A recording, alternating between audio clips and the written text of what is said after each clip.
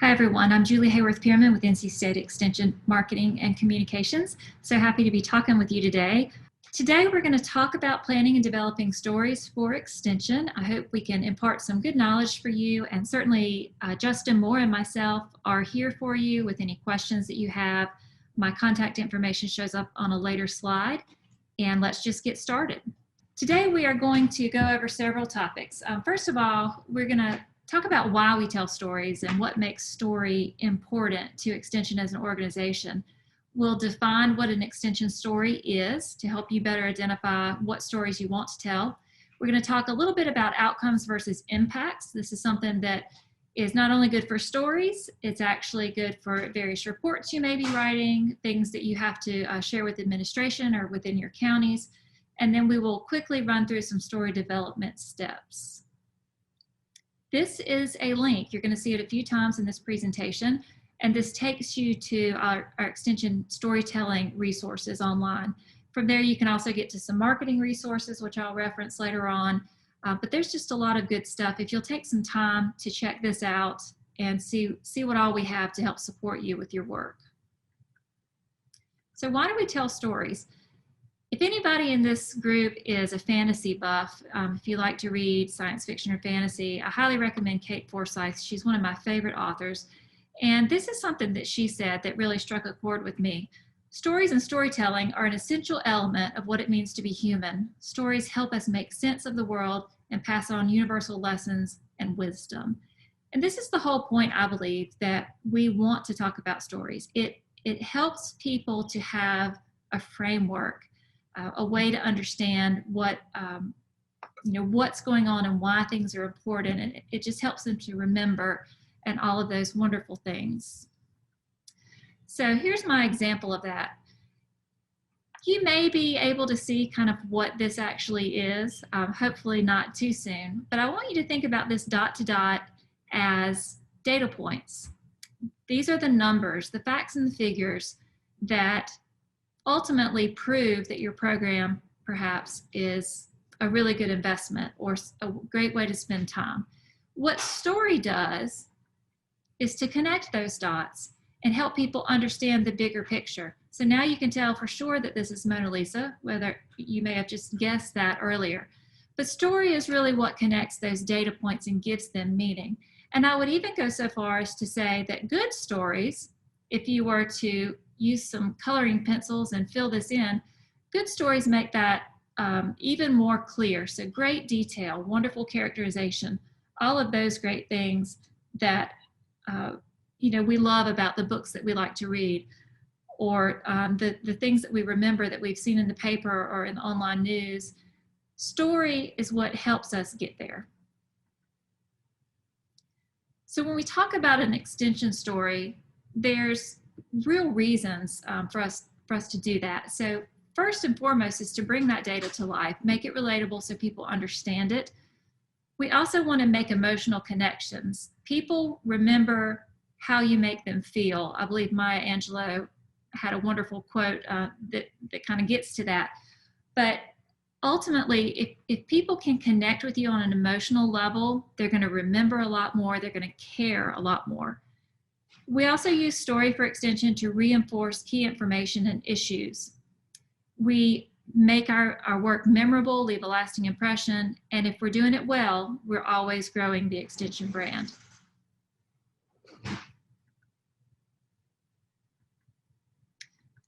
So what is an Extension story? An Extension story is an intentional, strategic message that's rooted in our mission to grow North Carolina. So our brand promise is enriching the lives, land, and economies of North Carolinians. We grow North Carolina. Everything that we tell in an Extension story should push us in the direction of this brand promise. If we're doing it well, we're always going to leave this impression. We have developed a story rubric to help you write a solid Extension story, to help you think through the things that make a story something people are going to want to read. So 4 points that Extension stories should at least hit: 1, most often probably 2 or 3 of these. But the things that we try to do with an Extension story are, number 1, highlight our people, showing our expertise, showing that we're the best in the business, the most reliable, all of that. We want to convey the breadth and value of our partnerships. So I am currently working on a story about 4-H camps and State Employees Credit Union. It's a grant story, but we're using it in a broader way. So partnerships are often very important and a great way to extend your reach in terms of who you can talk about the organization to. We also want to demonstrate trusted research-based resources and programs through our extension stories, and ultimately experiential learning and individualized solutions are something that we always want to highlight. So again, this is the URL for finding our storytelling information, and there is this worksheet there that you can take and use as you're developing your next story.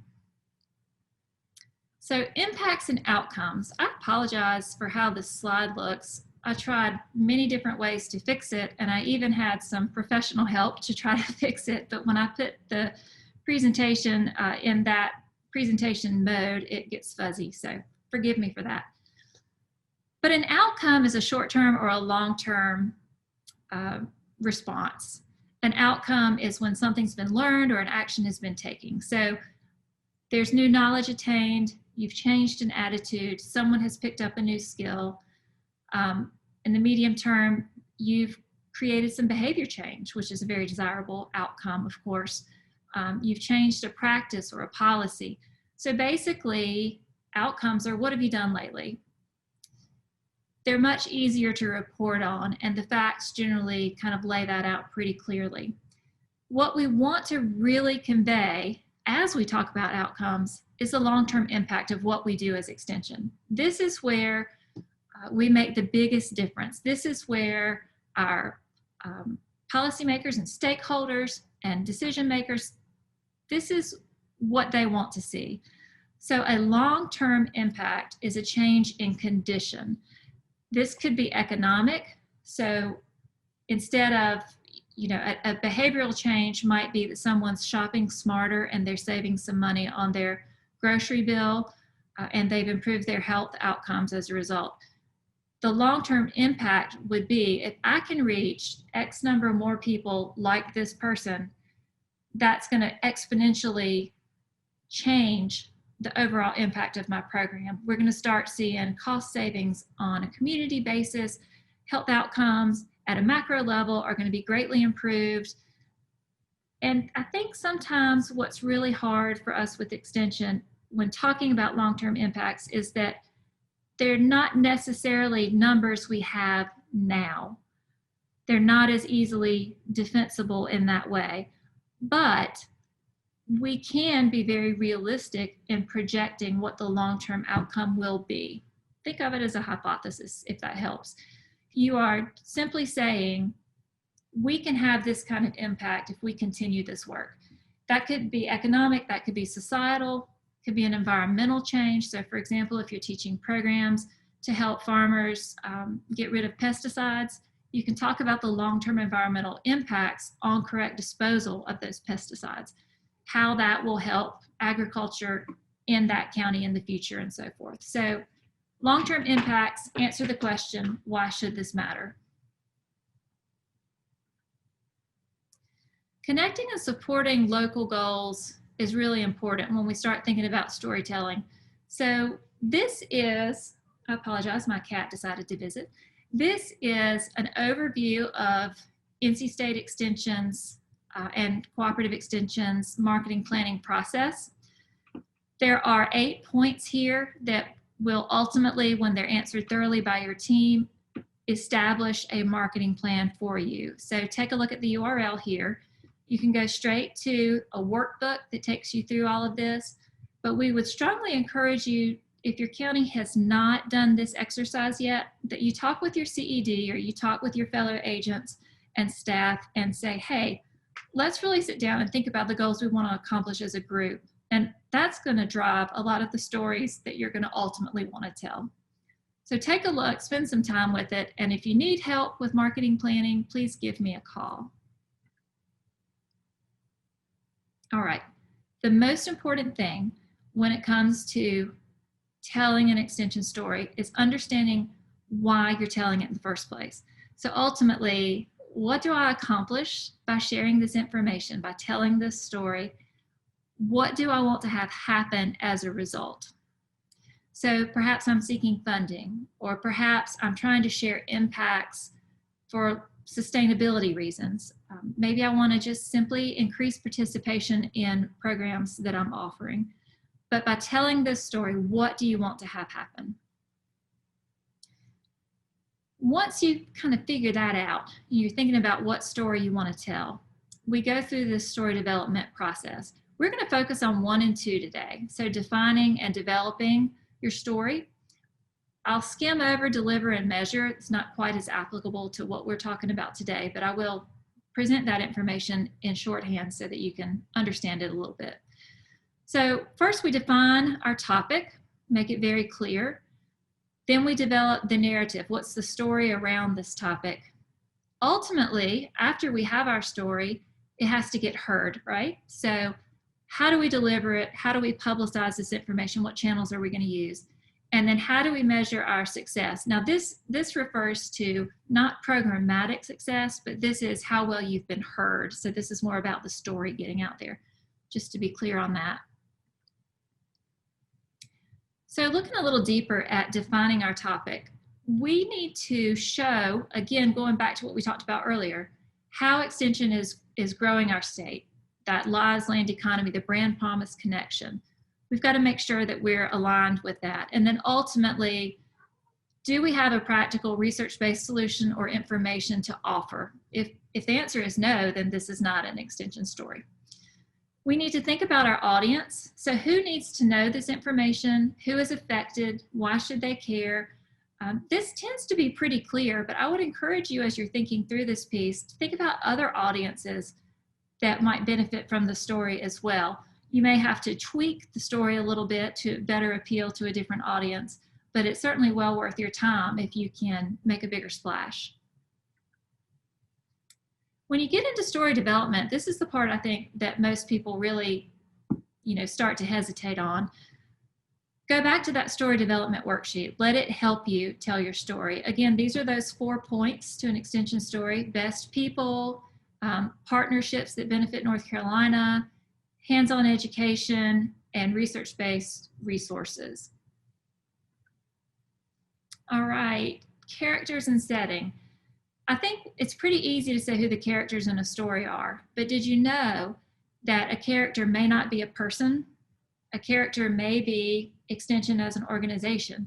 It may be the 4-H team in your county. It might be a partner. If you worked with the YMCA, the YMCA could be a character in your story. So think really clearly about who these characters are, and then think about their connection to the issue. We really didn't go much into setting here. People understand, your location, time, place in history, all of that. Everybody understands that part of setting, but setting is also the broader context.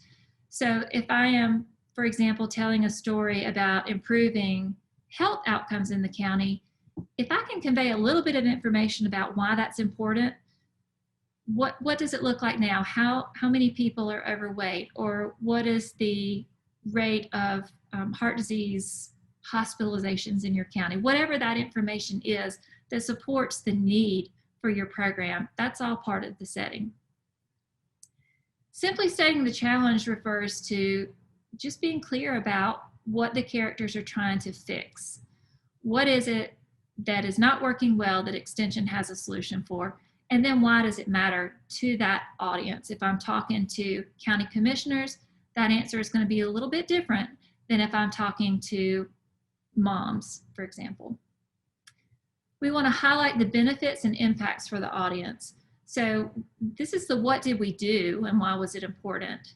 This is what those outcomes and impacts that we talked about before. How do we make those important? How do we make those make sense to our audiences?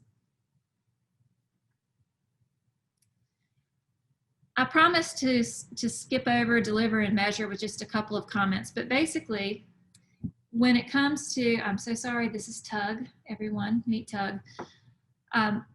When we think about telling our story, think about where that audience goes for information. So Perhaps your story is best played out through social media, or maybe it would make a great topic for a radio station you want to pitch to some journalists. Think about that ahead of time. And then also think about those internal channels. And remember that the College of Agriculture and Life Science and NC State Extension and Cooperative Extension at A&T all have communications channels that your story might be appropriate to tell through. So think of us as a media outlet that you can pitch to as well. And then measurement. When you tell a story, it's important to make sure that it's heard, because if it's not heard very well, perhaps there's things you can do differently. Or perhaps you shared your story through social media and you've discovered this is really more of an internal story. Perhaps I should be talking about it more through the newsletter. So you can change gears and sort of recycle that information as needed. So thinking about all of these ahead of time will set you up for that kind of success later on. All right, this is our link, just in summary.